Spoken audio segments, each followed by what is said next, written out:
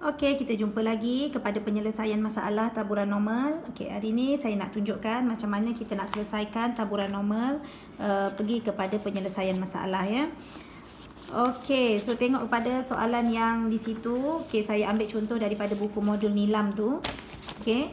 Markah sekumpulan pelajar dalam ujian matematik tambahan berterabur secara normal. Ada perkataan normal di sini. Okey, maka kita akan apply taburan normal dengan mean dia 55 dan variance dia adalah 36. Okey, variance 36, mean sisihan piawai dia adalah 6. Okey, punca kuasa kan? Sisihan piawai dia adalah 6. Tulis siap-siap. Jika seorang pelajar dipilih secara rawak, carikan kebarang kalian A. Markahnya lebih daripada 68. Okay, first kita kena tahu sama ada dia dah jadi dia adalah markah dalam X ataupun dalam Z. Sebab kalau kita nak tukar daripada taburan normal biasa kepada taburan normal piawai, kita kena ubah X ini. Ini X ya, markah 68 ni X. Okay, kena ubah 68 markah tu kepada huruf Z dulu. Okay, kita kena ubah kepada huruf Z yang mana formula ini diberi dekat dalam list of the formula. Ada formula tu dalam buku, ada semua ada. Okay, formula itu adalah X. Formula ubah rawak ni X ni. Ini adalah X. Formula ubah rawak ni tolak dengan mean bahagi dengan sisihan piawai. Sebab tu sisihan piawai awal-awal saya tukarkan variance ni kepada sisihan piawai sama dengan 6. Punca kuasa untuk dapatkan sisihan piawai. Okay, so X ini adalah kita punya sini. Jadi Z ini pemboleh ubah rawak juga, tapi pemboleh ubah rawak piawai. Okey, dah dapat yang Z ni, baru kita boleh masukkan dekat dalam kita punya jalan kerja. Okey, soalan dia yang pertama ni. Dia minta carikan kebarang kalian. Kebarang kalian maksudnya P.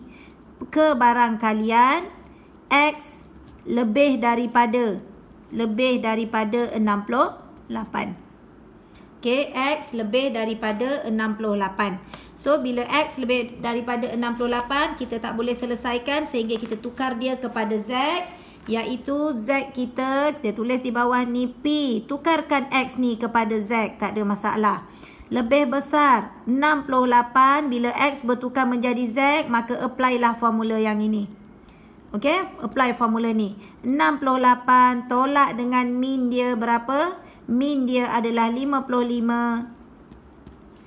per dengan sisihan piawai dia adalah 6. Maka kita akan dapat jawapan di situ Z lebih besar daripada 2.167. Dekat sini kan kita bolehlah cari dia punya kebarang kalian dia. Cari daripada mana? Cari daripada sifir. Dia ada bagi sifir pada awak. 2.167. Ni sifirnya. Ini kita panggil sebagai the upper tail probability for the normal distribution. Nampak? Normal distribution. Taburan normal. Dekat sini. N dia 0,1. Macam mana kita dah belajar pengenalan dia tadi. 0, mean dia 1 sisihan piawai dia. Jadi sekarang kita nak cari nilai 2.167. 2.167. Nampak Z ni? Ni Z besar maksudnya lorekkan. Z kecil maksudnya dia punya border ataupun dia punya had dia. Okey, sekarang kita cari dulu yang pertama. 2.1. Ambil 2 yang pertama ada titik perpuluhan ni. Cari di sini. Mana 2.1? Okey, ini 2.1. 2.16. Okey, tengok pula 6. Okey, ni 2.1 kita dah dapat dah dekat sini. Sini So, lepas tu kita cari 6. 6 tengok dari atas. Mana yang nilainya 6? Ni nilai dia 6 kan? Okey. Jadi, ini nilai 6. Atas ni 6. Ni 6. Pergi dekat 2.1 tadi.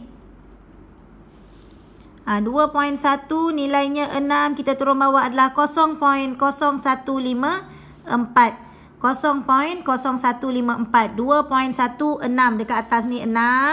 Dekat atas ni 6. Pergi ke bawah. Sini.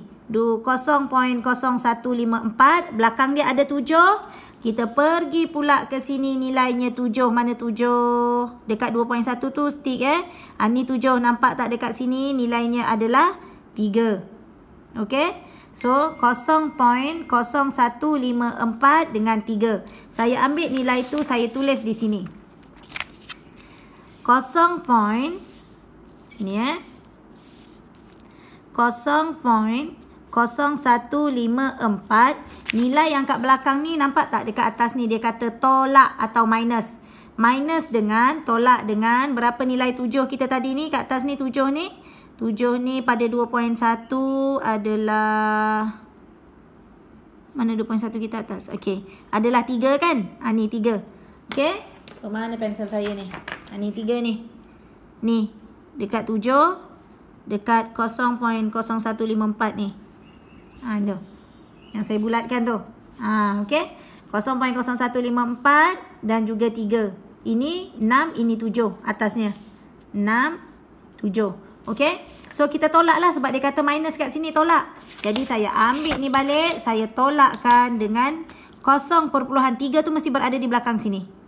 Okey. 0.0003 tolakkan.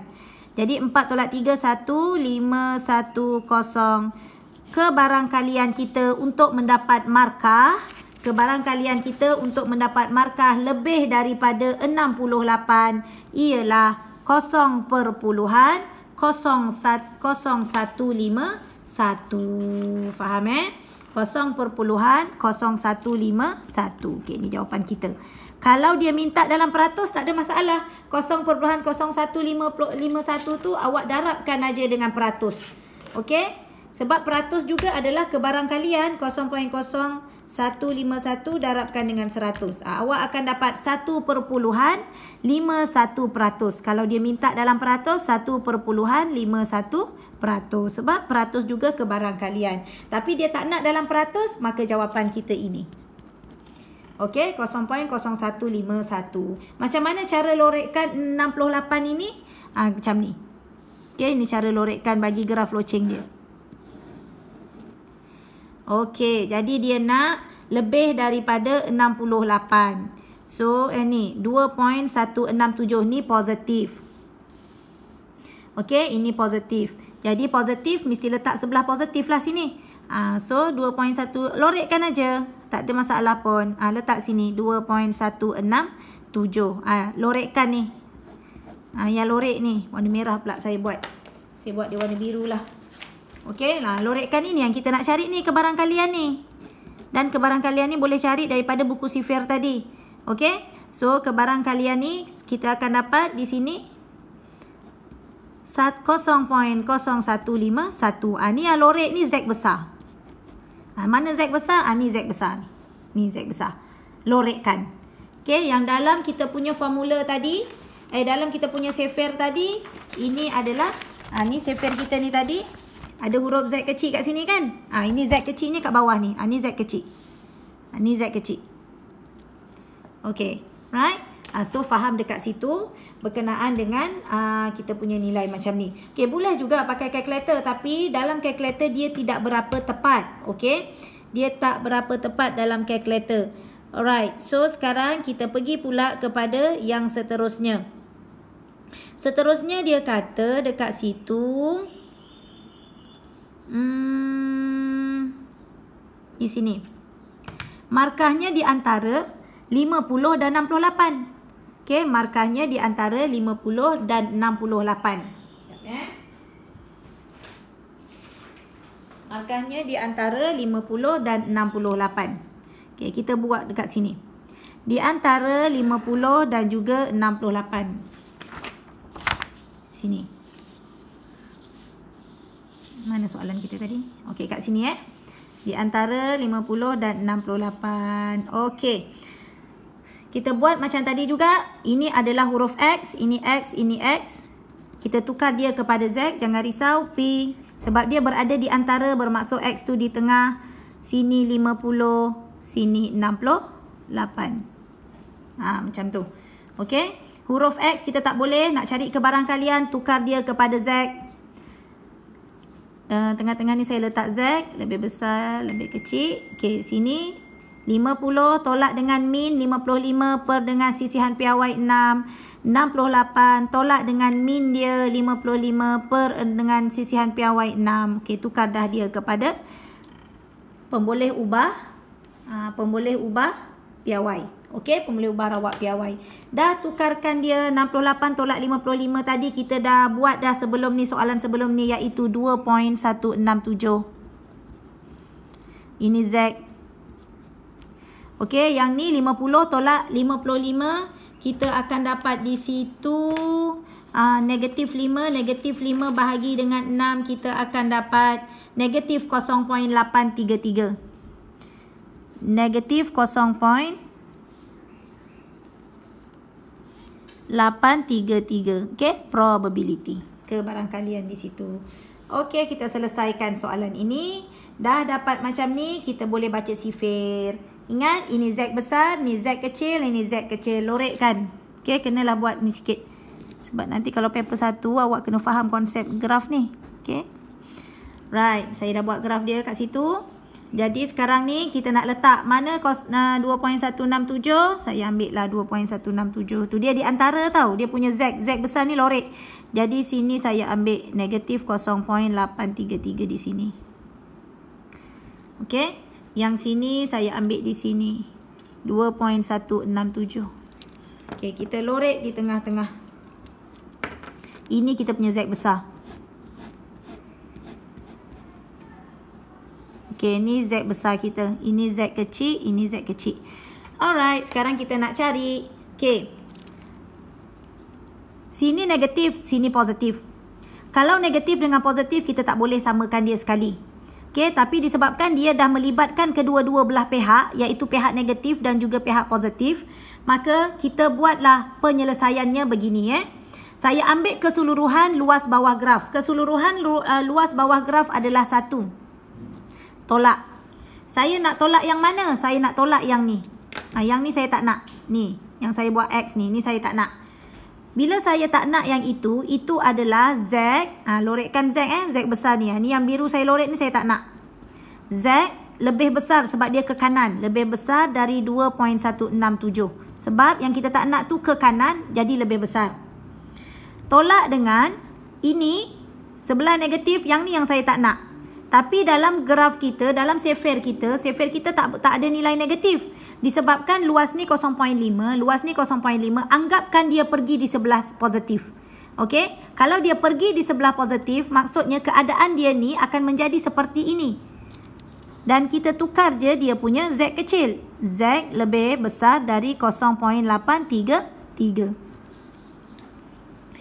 Ada student tanya, cikgu kenapa lebih besar? Ya, dekat sini lebih kecil. Tapi bila dia pindah belah sini, keadaan ruangan ini sama dengan ruangan ini, dia akan jadi lebih besar. Dia tak boleh berada di sini. Kalau dia berada di sini, nilainya dah tak sama dah ni. Ruangan ni dengan ruangan ni dah tak sama dekat sebelah sini kalau dia berada di sini. Okey, sebab tu kita tulis dia lebih besar di sini. Okey, carilah dalam buku sifir. Dah macam ni kita cari dalam buku sifir. Tadi yang ni dah sama dengan soalan pertama, 0.0151. Tinggal yang ni je kita kena cari. 0.833. Nampak tak dia tukar jadi positif? Sebelum ni dia negatif. Tapi sebab kita pergikan dia belah sini, dia akan jadi positif dan lebih besar. Lorekkan dia ni ke sini. Okey, jadi 0.833 tu nilainya kita baca daripada kita punya buku sifir. Okey, kita cari 0.8 dulu. Mana 0.8? Sebab depan tu 0.8 kan? Ni 0.8 ni. Jadi, ni 2 ni 0.8. Cari 0.8 dulu. Lepas tu 3. Cari 3. Ni 3. Okey. 0.8. 3. Ni 3. 0.8. Ni nilainya. 0.2033. Ada lagi satu 3 kat belakang. Cari 3 lagi atas ni.